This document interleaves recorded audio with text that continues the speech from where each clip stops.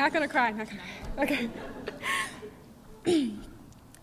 So I found out that I would be the recipient for this award about 3.5 weeks ago, but to be honest, it still hasn't really settled in.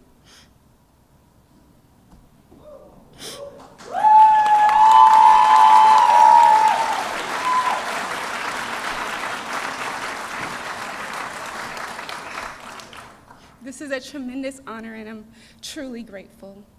I want to first give honor and praise to God.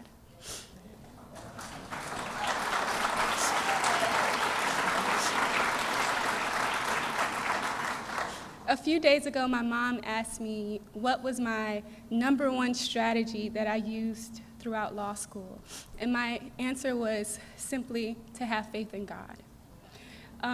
Before every exam, even take-home exams, my mother and I would wake up about 6 o'clock in the morning before she went off to work. We would hold hands and we would pray. We would pray for a successful exam. We would pray that all of the rules of law would come back to remembrance and I could articulate them in a way to get a good grade. And God has truly blessed me, and He continues to bless me every single day, and so I must first thank God.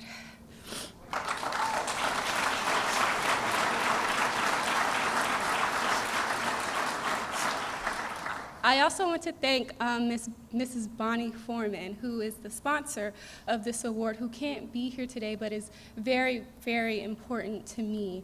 I met Bonnie my 2L year, and although I only spoke with her one time in person, she was very memorable. I'm sure anybody who's ever met Bonnie would agree that she has this amazingly beautiful spirit that's almost indescribable, but is able to captivate anyone. And so I want to thank Bonnie for welcoming me into the Foreman family and trusting me with this incredible honor and such a noble cause. I plan to carry on the legacy of paying it forward, just as Edward D. Foreman did. I also want to acknowledge and thank a special member of the federal judiciary who is here with us tonight. From the United States District Court for the Middle District of Florida, the Honorable Mary S. Scriven is here today.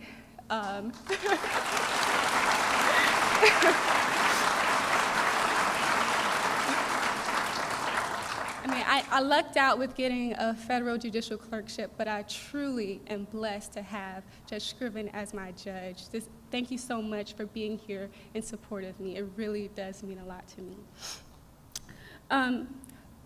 Since my time at Stetson, I've been fortunate enough to have met and be under the tutelage of some of the best professors, I would say, in the world.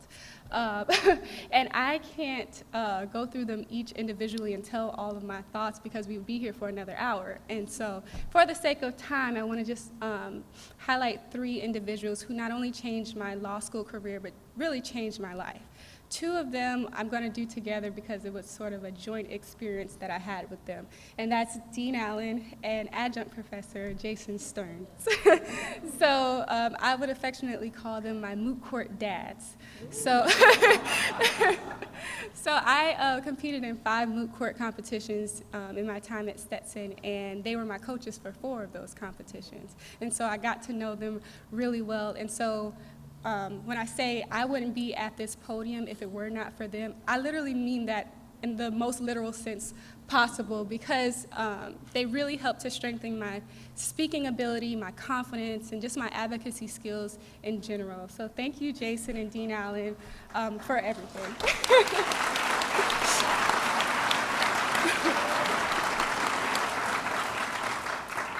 I also want to thank Professor Podgore, and I know a lot of my friends knew that this was coming. I met Professor Podgore she was one of my professors from my first semester of law school, and I've pretty much been attached ever since.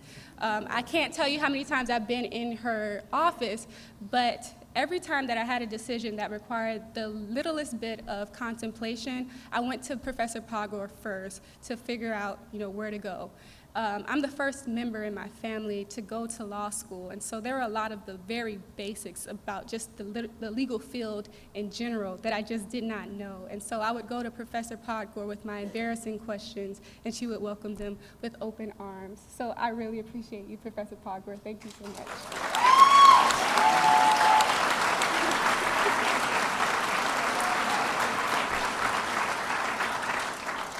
And last and certainly not least, I want to thank those yelling, screaming people you've been hearing all night. My wonderful family. Now, many of you may not know this, but I come from a very wealthy family. In fact, we've been wealthy ever since I could remember. But it's not wealth that you would see in the monetary form. Indeed, my mom is a kindergarten school teacher, and my dad is a security guard. So, and like a lot of American families, we do live paycheck to paycheck. But I didn't misspeak when I said I come from a very wealthy family. We are rich in kindness, in love, in guidance, in support. And I guess you could say I got the silver spoon of loving families. And I can give you one example of what I mean by how rich my family is. So my first semester here at Stetson, I was driving a car that I'd saved up money for in undergrad and bought off of Craigslist. Shockingly enough, it did not last long. It actually broke down right at the library parking lot. I pulled into the parking space, and it made it to the parking space, but at that point, it broke down and never was revived again. So, and it actually, at the time, we didn't have the money to get it towed or fixed at the time, so it actually stayed in the parking lot for roughly 2 weeks. And that actually gave rise to a rumor that I studied so much that I would spend the night at the library. I mean, I'm a nerd, admittedly, but I'm not on that level. So, so that rumor is not true. Just setting the record straight. So anyway, the next semester rolls around, and I'm getting to school because my mom is taking me to school before she goes to work, so I'm getting to school extra early at 5 o'clock in the morning. And then a friend would usually take me home. That's usually Christy. She takes me home. She wanted that shout out. It was like, you know. But at that time, it wasn't that big of a hassle because I lived 6 minutes away from school. But then during that same semester, I was offered a clerkship, internship at a large firm in Tampa. And the commute to Tampa would be 25 to 30 minutes. So as you can imagine, I was worried about how I would find transportation to get to work over the summer. And without even asking, without even mentioning it, my brother Dante, who's here, right there, he offered to lend me his just 3-year-old car for the entire summer. And that gesture is great, but to fully understand the gravity of that gesture, you have to know what Dante was forced to drive instead. It was our family van. So it was a 1994 Town and Country. On its last legs, the roof was falling apart, the windows did not work, it made weird sounds when you drove, and worst of all, whenever it came to a complete stop, either at a stop sign or a red light, occasionally the car would just shut off, out of nowhere, just shut off.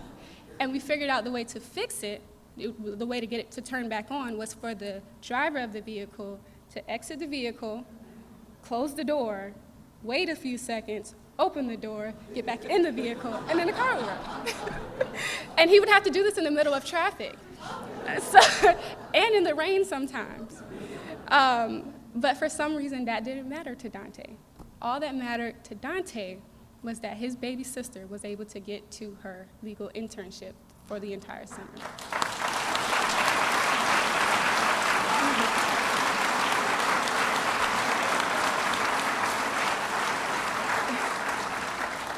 So to me, that's wealth. That's riches beyond belief. And so I want to thank all of my family members. I can go on with more and more examples, but suffice it to say, I'm very blessed to be in the family that I'm in, and I'm excited about the opportunity to pay it forward within my own family and give them back everything that they've given to me throughout all of these years. So thank you, family.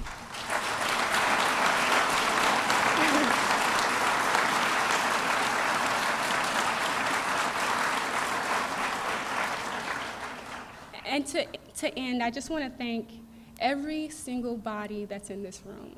I haven't, in my lifetime, experienced an honor like this, and this moment means everything to me. And so I want to thank every person in this room for being a part of what I will always remember as one of the best moments of my life. Thank you.